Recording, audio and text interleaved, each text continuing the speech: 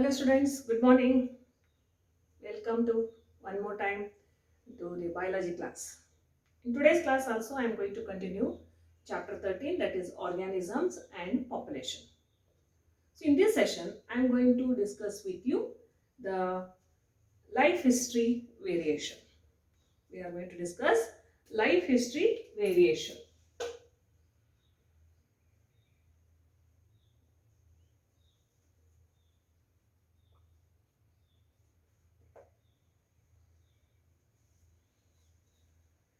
Population evolves to maximize their reproductive fitness, also called the Darwin fitness or high R value, in the habitat in which they live.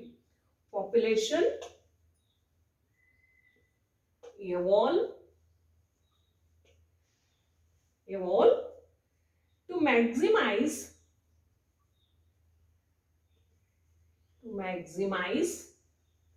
their reproductive fitness, their reproductive fitness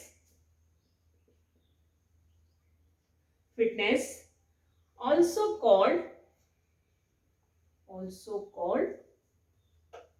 Darwin's fitness, Darwin fitness or high R value,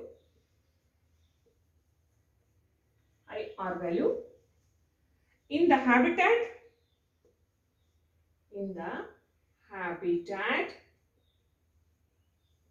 which they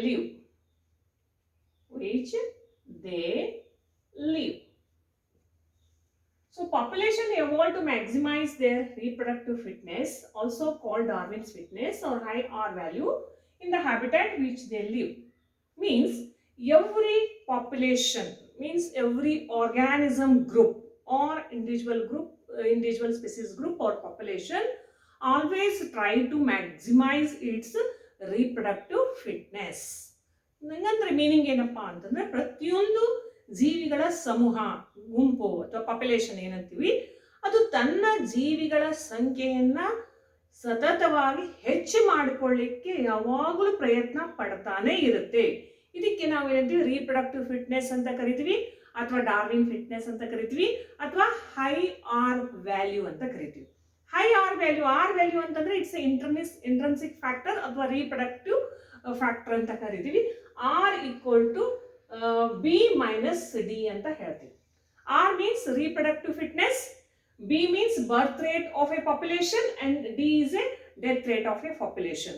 So when birth rate is high and death rate is low, naturally the reproductive fitness is high or high R value ಅಂತ ಹೇಳ್ತೀವಿ. So ಜನನ ಸಂಖ್ಯೆ ಹೆಚ್ಚಿದ್ದು ಮರಣ ಸಂಖ್ಯೆ ಕಡಿಮೆ ಅಂದ್ರೆ so ಅವಾಗ ಅದಕ್ಕೆ ನಾವೇನಂತೀವಿ, ಹೈ ಆರ್ ವ್ಯಾಲ್ಯೂ ಅಂತೀವಿ ಅಥವಾ reproductive fitness ಅಂತ ಕರಿತೀವಿ. So next, so organism always try to maintain to high population. They follow two types of strategies.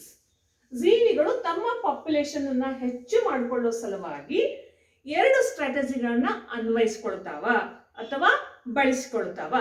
So strategies.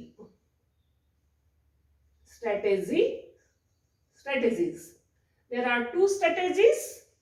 So first strategy is the one where organisms may reproduce only once in their lifetime, or there are some organisms which reproduce many times in their lifetime.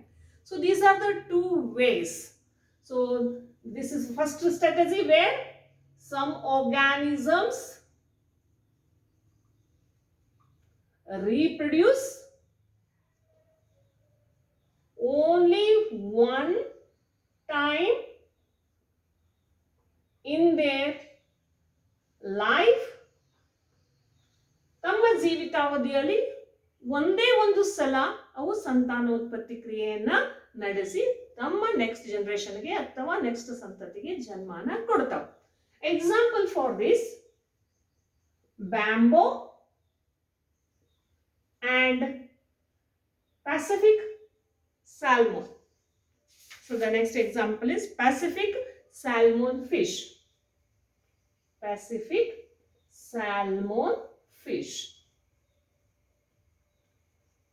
So bamboo Being a plant, it produces only once in its lifetime. Whether its lifetime is 100 to 150 years, but then also it is going to give flowers only once. So the Pacific salmon also reproduce only once in its life. So there are another group where, and some other group of organisms, some organisms reproduce many times in their life. So reproduce many times. For example, if you take the human being, so during his lifespan he may reproduce many times. So like cat, dog, buffaloes, they reproduce many times. So this is the under group. So mammals, birds, we may give the example for this group. So this is the first strategy. Second strategy. Strategy number 2. Second strategy. So here itself we may observe the second strategy. So in the group of organisms, or in the organisms group where the organism reproduce many times, here again we can divide two types or two methods. So some are, we may say, the R-selected organisms, and some we call the K-selected organisms. One group we call the R-selected. Both are reproducing many times in their life cycle. So during their lifespan they may produce many times. So but then also we are dividing these groups of organisms into two groups, R-selected and K-selected. R-selected organisms' method of reproduction is they produce a large number of offspring with a small size. They produce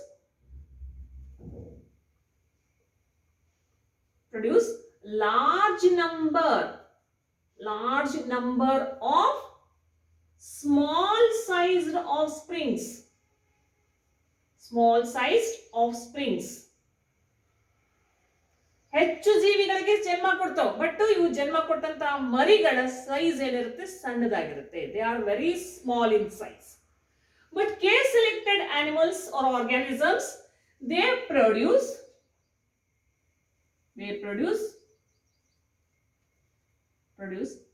large sized organisms. Large sized organism with few number or small number.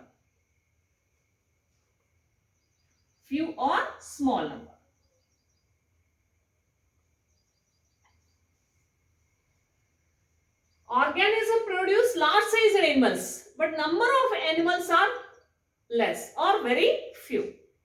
So here the number of organisms are more, but size is small. But here size is large, the number is small. This is the difference between these two group of organisms. So the another difference between these two groups are, so these organisms are investing very small amount of energy in their offspring production process. They are using very small amount of energy, but these organisms are investing large amount of energy in their offsprings. This is the another. So the next one is, so these are selected animals are not taking care of their offsprings. They are never bothering about their offsprings. When they reproduce, there is no connection between the parents and the offsprings. They are not taking care of any way, in any form, their offsprings. But K-selected organisms take very care. They are very carefulness about their offsprings. They take very high care to their offsprings. This is the another difference between the R-selected and K-selected organisms. So, but what kind of strategy should apply? This is based, or it is depending upon the organism, where they are living, or in what type of habitat they are living, and what type of the biotic and abiotic factors are there in that particular habitat that decides which type of strategy they should apply. Yeah. So now we'll move to the next part.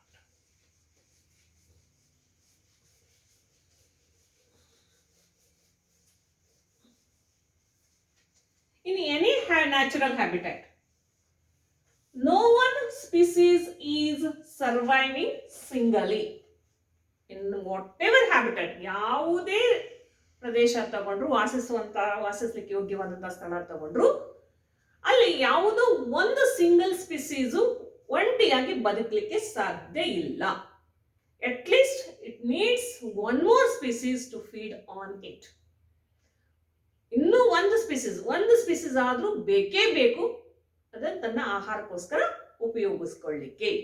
Means, so some of the points we may write here. So no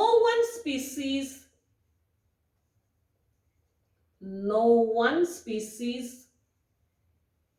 in any natural habitat survive singly or alone. ಯಾವುದೇ species ಒಂಟಿಯಾಗಿ ಯಾವುದೋ ಒಂದು habitat ನಲ್ಲಿ ಬದುಕಲಿಕ್ಕೆ ಸಾಧ್ಯ ಇಲ್ಲ. It needs one more species to feed on it. ತನ್ನ ಆಹಾರಕ್ಕೋಸ್ಕರ ಬಳಸ್ಕೊಳ್ಳಿಕ್ಕೆ ಇನ್ನೊಂದು ಸ್ಪೀಸೀಸ್ ಅವಶ್ಯಕತೆ ಇದ್ದೇ ಇರುತ್ತೆ. ಅದು ಒಟ್ಟಿಯಾಗಿ ಬದುಕಲಿಕ್ಕೆ ಆಹಾರ ಯಾವುದಾದ್ರೂ ಆಹಾರ ತಗೋಬಹುದು, ಸಸ್ಯ ಆದ್ರೂ ಆಗಿರ್ಬೋದು, ಪ್ರಾಣಿ ಆದ್ರೂ ಆಗಿರ್ಬೋದು, ಇನ್ನೊಂದು ಸ್ಪೀಸೀಸ್ ಬೇಕೇ ಬೇಕು. ಸೊ ಇನ್ನೊಂದು ಸ್ಪೀಸೀಸ್ ಇಲ್ಲದೆ ಹೋದ್ರೆ ಯಾವುದೇ ಒಂದು ಸ್ಪೀಸೀಸು ಒಬ್ಬಂಟಿಯಾಗಿ ಯಾವುದೇ ಪ್ರದೇಶದಲ್ಲಿ ಬದುಕಲಿಕ್ಕೆ ಸಾಧ್ಯ ಇಲ್ಲ. Even if you take the plants, so plants are autotrophs. We know very well these are autotrophs, means they not to worry for their food on any other organism because they prepare their own food by photosynthetic process. But then also these plants also require the help of another organism. First, they need help from soil microbes. So these soil microbes which are present in the soil, how they help the plant? So they decompose the organic matter and convert it into the inorganic materials or chemicals, and these inorganic chemicals are absorbed by the plants, and these inorganic chemicals used by the plants for its or for their metabolical activities. So the soil microbes decompose organic matters into inorganic chemicals or matters which are absorbed by the plants. These are absorbed by the plants. Means recycling of chemicals takes place between the soil and the plants by the help of these soil microbes. So these soil microbes may be different species and their help is necessary for the survival of plants. Even though they are autotrophs, but they also depending on these soil microbes to get their inorganic minerals. Second thing, pollinators. Pollinators are important to the plants because there are many plants which are pollinating only with the help of certain animal pollinators.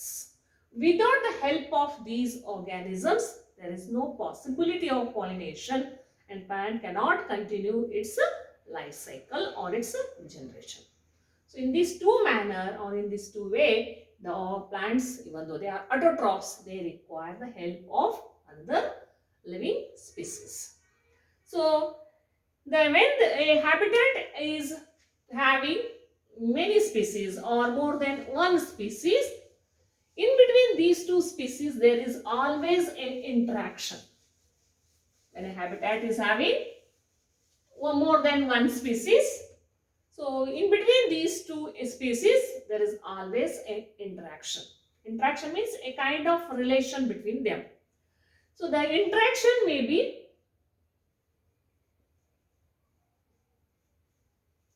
be beneficial, which we are denoting as a plus sign, or it may be detrimental, or you may call it harmful, or neutral, which is denoted as a 0 for the species or both the species. So whenever an interaction exists between the two species, and that interaction may be beneficial to both the species or a single species, or whenever interaction occurs between any two species, that may be detrimental to both the species or only one species, or interaction which may when occur in between the two species, it may be neutral to the species. So these are the three types of interaction which occur between the two species when they are living in a same habitat. So let us observe different types of population interaction existing in between the different species. Let us see different types of population interaction. Types of population interactions.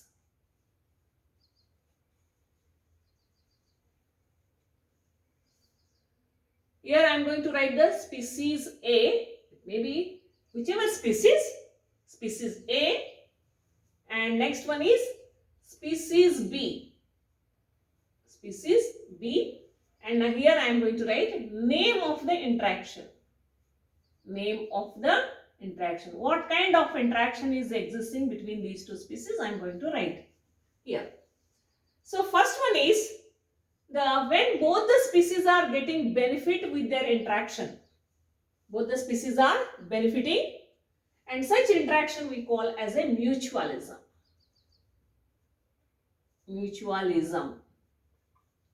It's called a mutualism. Means here both the species are getting benefit by each other. They are mutually benefiting with each other, and that interaction we call as a mutualism.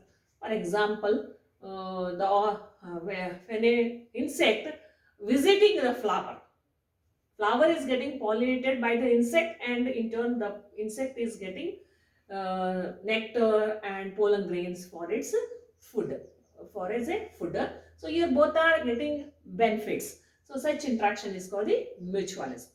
Second one is competition. So when the interaction is detrimental to both the species, this is called the competition.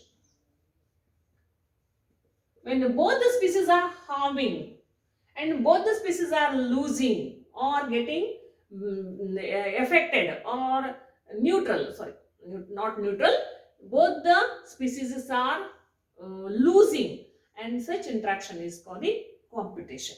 So whenever there is a food, if two dogs are calling for the same food, they both are hurting, and such interaction is called the competition. Next one is predation. Here one is getting benefit and another one is losing, and that is called the predation. The interaction which exists between the two species, where one species getting benefits and another one is losing or harming or hurting, and that interaction we call the predation. And the one is which is getting benefit is called the predator, and the one which is losing is called the prey, or it is harming is called the prey, and that relation is called the predation. And next one is parasitism. Here also same thing is happening. One is getting benefit, another one is losing, and this kind of relation we call interaction is called the parasitism.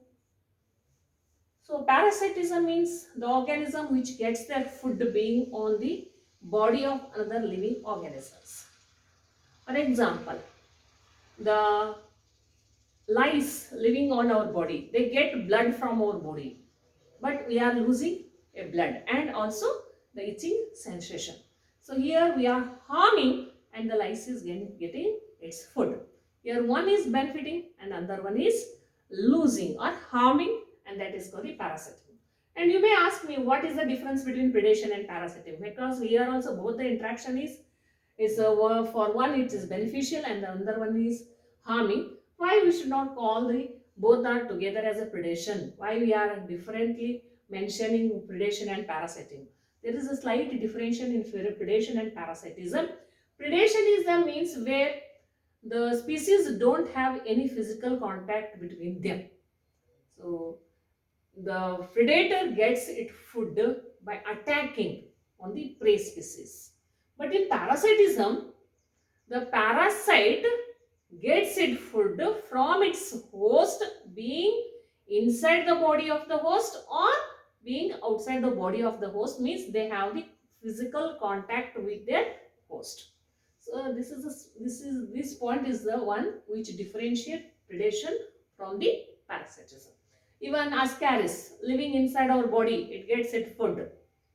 So we are getting certain symptoms, pains, abdominal pains, so many other things we get. So we are hurting by this organism, but the organism getting benefit from our body. So that is called parasitism. Next one is commensalism. In the commensalism relation, one is getting benefit, another one is neither it is getting benefit or harm. So that relation is called the commensalism. Commensalism is a unique kind of relation which is existing between the two species, where one is definitely getting benefit but another one is neither it has benefit nor it has any harm. So example I may give you, that is a epiphytic plant, orchid plant growing on the twig of a mango plant, where epiphytic plant gets a shelter from the mango plant, but mango plant is not hurting or any benefit from the epiphytic plant. It is giving shelter to this epiphytic, but by that it is neither it is hurting or nor it is getting any benefit, and this relation we call as a commensalism. And next one is amensalism, where one is getting harm and another one is neither benefiting nor harming, that is called the amensalism. Amensalism. So here we are extracting penicillin, a antibiotic from the fungus penicillin notatum, and that antibiotic is we are using against the bacteria. So here bacteria are killed by this antibiotic, but by using that antibiotic is neither it is useful or harmful to the penicillin notatum. So neither one is benefiting or not harming, but another one is definitely harming or losing, and that relation is called the amensalism. So these are the many different types of population interactions which are existing or which are there in nature. Now we are discussing every one by one. In today's class I am going to start with the first, predation. We'll continue, we'll discuss all these population interaction in our next videos, but now in today's class I am going to discuss with you the first population interaction, that is predation.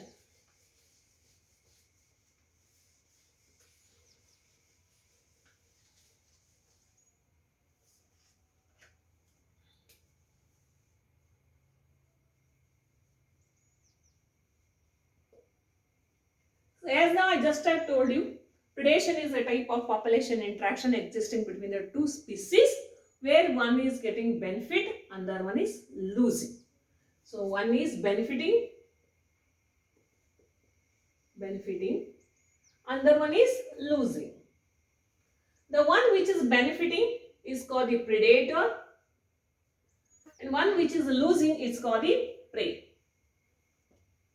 So example for predation, a tiger attacking on the deer.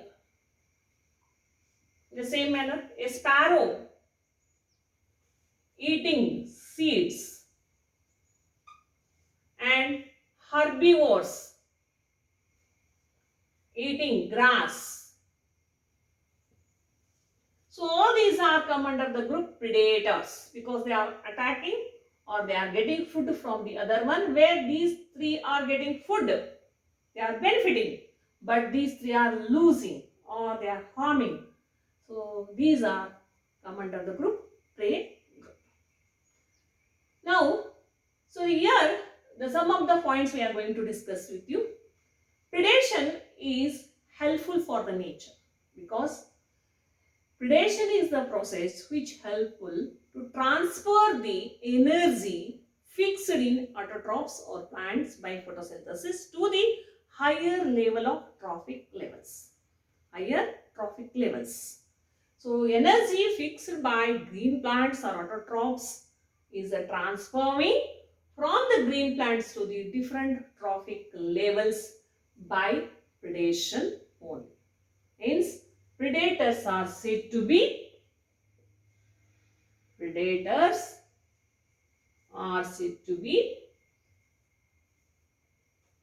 conduits.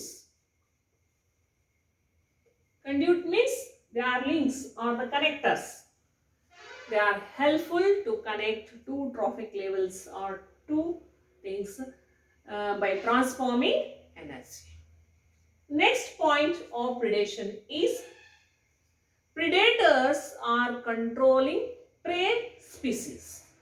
If the predators are not in the nature, prey species population become very high and that is going to disturb the stability of ecosystem. ಬರೀ pray ಸ್ಪೀಸೀಸೇ ಆಗಿಬಿಟ್ರೆ ಅವು ಎಕೋಸಿಸ್ಟಮ್ದಲ್ಲಿ ಅಸಮತೋಲನವನ್ನು ನಿರ್ಮಾಣ ಮಾಡ್ತವೆ.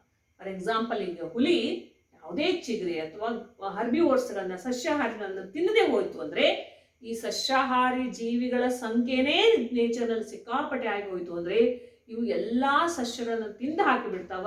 ಇದರಿಂದ ಏನಾಗುತ್ತೆ, ನೇಚರ್ನಲ್ಲಿ ಸಸ್ಯಗಳು ಇಲ್ಲದೆ ಹೋಗ್ಬೋದು, ಇಂಬ್ಯಾಲೆನ್ಸ್ ಆಗುತ್ತೆ, ಮಳೆ ಬೆಳೆ ಆಗದೆ ಇರ್ಬೋದು. ಈ ರೀತಿ ಬೇರೆ ಬೇರೆ ಸಿಚುವೇಶನ್ಗಳನ್ನ ನಾವು ನೋಡ್ಬೋದು. So the next point is, so the example, I may give you example. Predators control the prey species. So one example, in 1920, a exotic species, prickly pear cactus, as introduced Australia. Pear cactus, prickly pear cactus is introduced. Prickly pear cactus introduced in Australia from other country. It is a new species to Australia, and it is rapidly spreaded and covered the large area, hectares, large area, millions of hectares of land area is covered by this prickly pear and became havoc because in that area no one predator for this prickly pear cactus was there. ಯಾರು ಇದನ್ನ control ಮಾಡುವಂತ ಪ್ರಿಡೇಟರ್ಸ್ಗಳು ಇಲ್ಲ ಅನ್ನೋ ಕಾರಣಕ್ಕೋಸ್ಕರ ಇದು millions of hectares ಅನ್ನ cover ಮಾಡಿಬಿಡ್ತು. So ಎಲ್ಲಿ ನೋಡಿದ್ರಲ್ಲೂ ಈ ಪ್ರಿಕ್ಲಿ ಪಿಯರ್ ಕ್ಯಾಕ್ಟಸ್ ಕಂಡು ಬಂತು. ಸೊ ಅದಕ್ಕೋಸ್ಕರ ಇದನ್ನ ನಿಯಂತ್ರಿಸೋಸ್ಕರ ಏನ್ ಮಾಡ್ಲಿಕ್ಕಾಯ್ತು, cactus feeding caterpillar has introduced. Cactus feeding predator or moth has introduced. Cactus feeding moth has introduced from its natural habitat. ಅದು ಎಲ್ಲಿಂದ ತಂದಿತ್ತೋ ಅಲ್ಲಿಂದಲೇ ಇದನ್ನು ತಿನ್ನುವಂತ ಕ್ಯಾಕ್ಟಸ್ ಫೀಡಿಂಗ್ ಮಾತ್ ಅಥವಾ ಇನ್ಸೆಕ್ಟ್ ಅನ್ನ ತಗೊಂಡು ಬಂದು ಇಂಟ್ರೊಡ್ಯೂಸ್ ಮಾಡಿದಾಗ ಮಾತ್ರ ಇದರ ಸಂಖ್ಯೆ ಏನಾಯ್ತು, ಕಂಟ್ರೋಲಿಗೆ ಬಂತು. ಅಂದ್ರೆ ಯಾವುದೋ ಒಂದು ಸ್ಪೀಸೀಸ್, ಹೊಸದಾದಂಥ ಸ್ಪೀಸೀಸ್ ಅನ್ನ ನಾವು ಒಂದು ಬೇರೆ ಹೊಸದಾದಂಥ ಹ್ಯಾಬಿಟ್ನಲ್ಲಿ ಇಂಟ್ರೊಡ್ಯೂಸ್ ಮಾಡಿದಾಗ ಅಲ್ಲಿ ಅದನ್ನು ನಿಯಂತ್ರಿಸುವಂಥ ಯಾವುದೇ ಜೀವಿಗಳು ಇಲ್ಲೇ ಇರುವಾಗ ಅದು ವಿಪರೀತವಾಗಿ ತನ್ನ ಸಂಖ್ಯೆಯನ್ನು ಏನು ಮಾಡ್ಕೊಳ್ತೈತಿ, ಏರಿಸಿಕೊಂಡು ಬಿಡ್ತೈತಿ. ಇದರಿಂದ ಬೇರೆ ಜೀವಿಗಳಿಗೆ ಬದುಕಲಿಕ್ಕೆ ಆಸ್ಪದ ಇಲ್ಲದಂಗೆ ಮಾಡತೈತಿ. ಇದರಿಂದ ಏನಾಗ್ತೈತಿ, ಸ್ಪೀಸೀಸ್ ಡೈವರ್ಸಿಟಿ ಕಂಟ್ರೋಲ್ ಆಗದೆ ಹೋಗುತ್ತೆ, ಸ್ಪೀಸೀಸ್ ಡೈವರ್ಸಿಟಿ ವೀಕ್ ಆಗುತ್ತೆ. ಸೊ ಇದು ಕೂಡ ಒಂದು ರೀತಿಯಿಂದ ಎಕೋಸಿಸ್ಟಮ್ ಅನ್ನ ಹಾಳು ಮಾಡಲಿಕ್ಕೆ ಕಾರಣ ಆಗುತ್ತೆ. ಅದಕ್ಕೋಸ್ಕರ ಈ ಸ್ಪೀಸೀಸ್ ಅನ್ನ ಕಂಟ್ರೋಲ್ ಮಾಡಬೇಕಾದ್ರೆ ಇದನ್ನ ತಿನ್ನುವಂತ ಇನ್ನೊಂದು ಸ್ಪೀಸೀಸ್ ಏನಿರುತ್ತೆ ಅದನ್ನ ಇಂಟ್ರೊಡ್ಯೂಸ್ ಮಾಡಿದಾಗ ಮಾತ್ರ ಇದು ಸಾಧ್ಯ ಆಗುತ್ತೆ. Next is the predators are used as a biocontrollers in agricultural field as a pest controlling method. So these predators are used as a biocontrols. Biocontrol methods.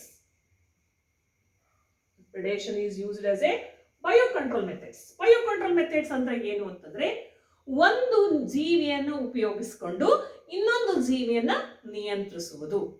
ಯಾಕಂದ್ರೆ ರಾಸಾಯನಿಕ ವಸ್ತುಗಳನ್ನ ಹಾಕಿ ನಾವು ನಿರ್ನಾಮ ಮಾಡಬಹುದು, ಬಟ್ ಅದರಿಂದ ಸಾಕಷ್ಟು ಎನ್ವೈರನ್ಮೆಂಟ್ಗೆ ತೊಂದರೆ ಆಗುತ್ತೆ ಅಂದಾಗ ನಾವು ಒಂದು ಜೀವಿಯಿಂದ ಇನ್ನೊಂದು ಜೀವಿಯನ್ನ ಕಂಟ್ರೋಲ್ ಅನ್ನ ಮಾಡೋದ್ರಿಂದ ಯಾವುದೇ ರೀತಿ ನೇಚರ್ಗೆ ತೊಂದರೆ ಆಗುವುದಿಲ್ಲ ಅನ್ನೋ ಕಾರಣಕ್ಕೋಸ್ಕರ ಕೆಲವೊಂದು ಜೀವಿಗಳನ್ನ ಉಪಯೋಗಿಸಿಕೊಂಡು ಇನ್ನೊಂದು ಜೀವಿಯ ಸಂಖ್ಯೆಯನ್ನ ನಿಯಂತ್ರಿಸಬಹುದು. ಕೃಷಿ ಕ್ಷೇತ್ರದಲ್ಲಿ ಸಾಕಷ್ಟು ಇನ್ಸೆಕ್ಟ್ಸ್ಗಳು, ಕೀಟಗಳು ಸಸ್ಯನ ತಿಂದು ಹಾಳು ಮಾಡ್ತಾ ಇರ್ತಾವ. ಅಂತ ಕೀಟಗಳಿಂದ ಸಸ್ಯಗಳಿಗೆ ನಾವು ಮುಕ್ತಿ ಕೊಡಬೇಕಾದ್ರೆ ಕೆಲವೊಂದು ಬರ್ಡ್ಸ್ಗಳನ್ನ ಅಲ್ಲಿ ಬಿಟ್ಟಾಗ ಆ ಬರ್ಡ್ಸ್ ಆ ಕೀಟಗಳನ್ನ ತಿಂದು ಅವುಗಳ ಸಂಖ್ಯೆಯನ್ನು ನಿಯಂತ್ರಿಸುತ್ತವ. ಇದಕ್ಕೇನಂತಾರ ಬಯೋ ಕಂಟ್ರೋಲ್ ಮೆಥಡ್ ಅಂತ ಕರೀತಾರೆ. So the next one is the predators also help in maintaining species diversity in a community. Predators also help in maintaining species diversity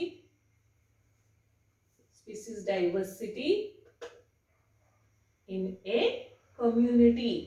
community ಅಂದ್ರೆ ಒಂದು ನಿರ್ದಿಷ್ಟವಾದ ಪ್ರದೇಶದಲ್ಲಿ ಒಂದಕ್ಕಿಂತ ಹೆಚ್ಚು ಸ್ಪೀಸೀಸ್ ಪಾಪ್ಯುಲೇಷನ್ಸ್ ಇದ್ರೆ ಅದಕ್ಕೆ ಕಮ್ಯುನಿಟಿ ಅಂತ ಕರೀತಾರೆ. ಇದಕ್ಕೂ ಕೂಡ ಒಂದು ಉದಾಹರಣೆಯನ್ನು ನಾವು ಕೊಡಬಹುದು. ಅಮೆರಿಕನ್ ಪೆಸಿಫಿಕ್ ಕೋಸ್ಟಲ್ ರೀಸನ್ ನಲ್ಲಿ ಅಮೆರಿಕನ್ ಪೆಸಿಫಿಕ್ ಕೋಸ್ಟ್ ಅಲ್ಲಿ ಒಂದು ರೀತಿಯ ಸ್ಟಾರ್ ಫಿಶ್ಗಳು, ಈ ಸ್ಟಾರ್ ಫಿಶ್ಗಳಿಗೆ ಏನಂತಿದ್ರು ಫಿಜಾಸ್ಟರ್ ಸ್ಟಾರ್ ಫಿಶ್ ಅಂತ ಕರೀತಿದ್ರು. ಫಿಜಾಸ್ಟರ್ star fish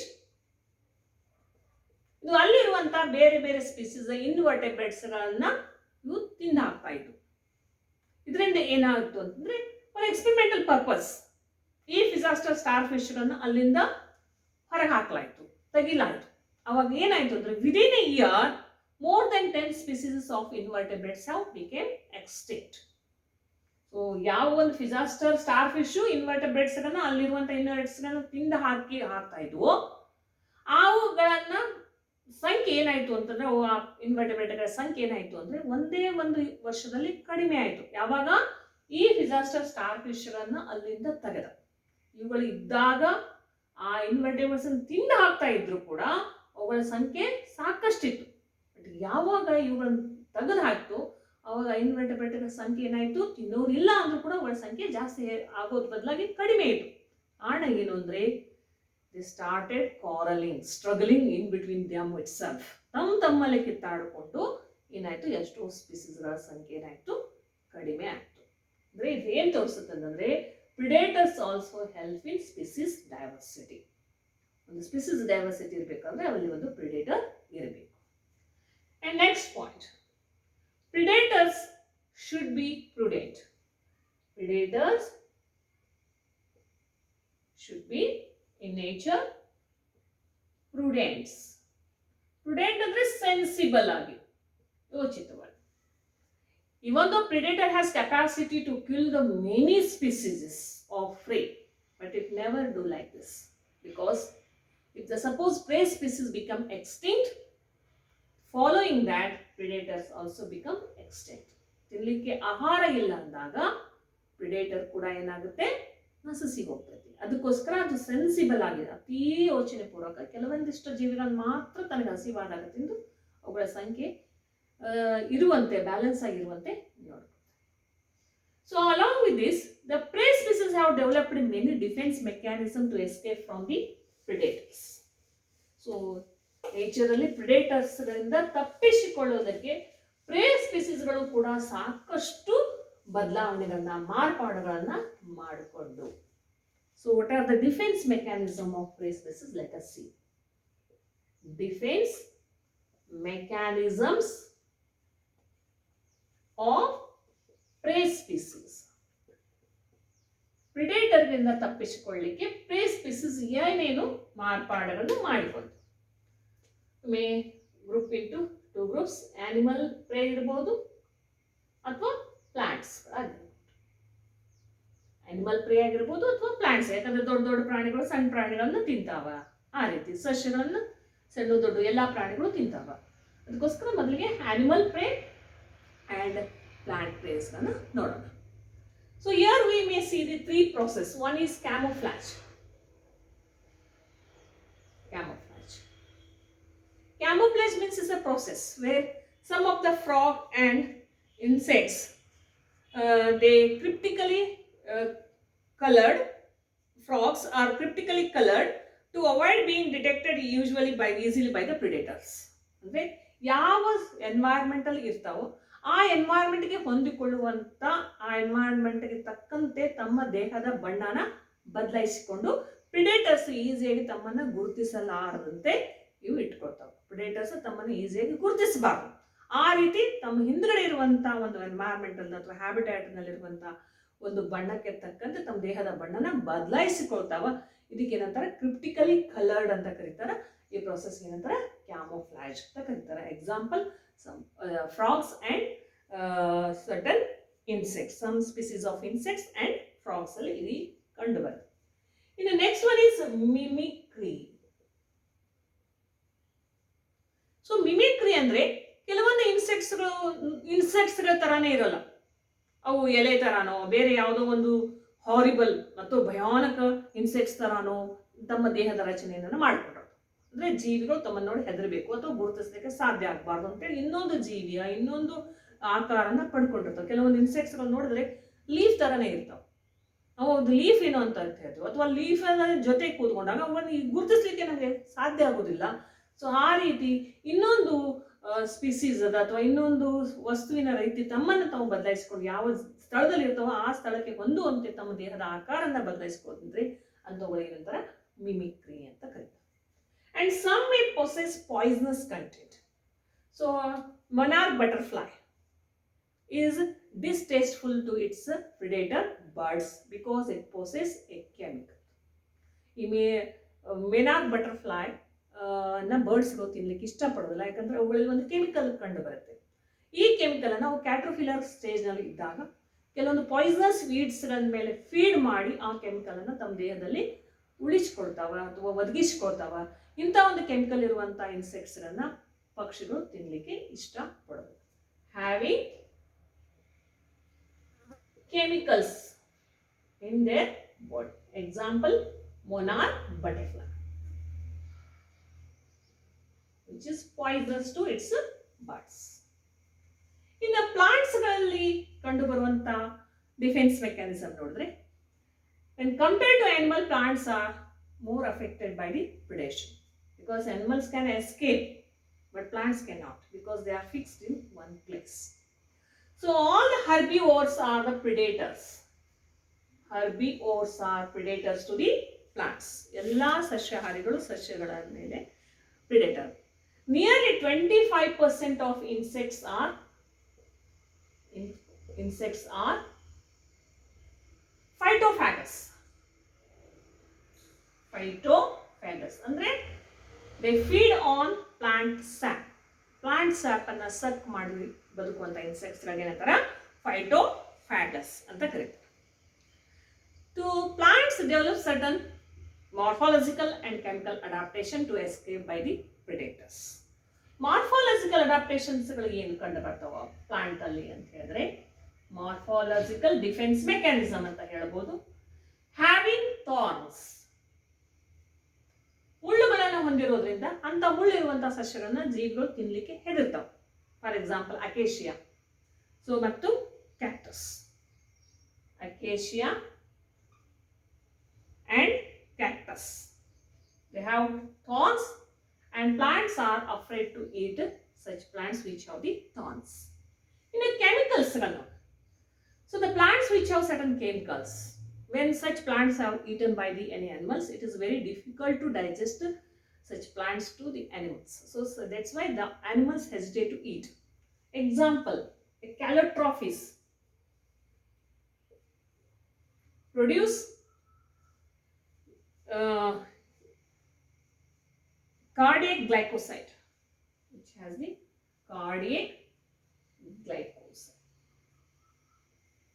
So hence, you might be observed the kettles are not feeding on the calotrophes. We have seen many the chemicals like nicotine, caffeine, quinine, strychnine, opium. So these are producing in the plants because to escape from the predators. So here I am going to finish this class. We'll continue with the next population interaction in our next class. Thank you.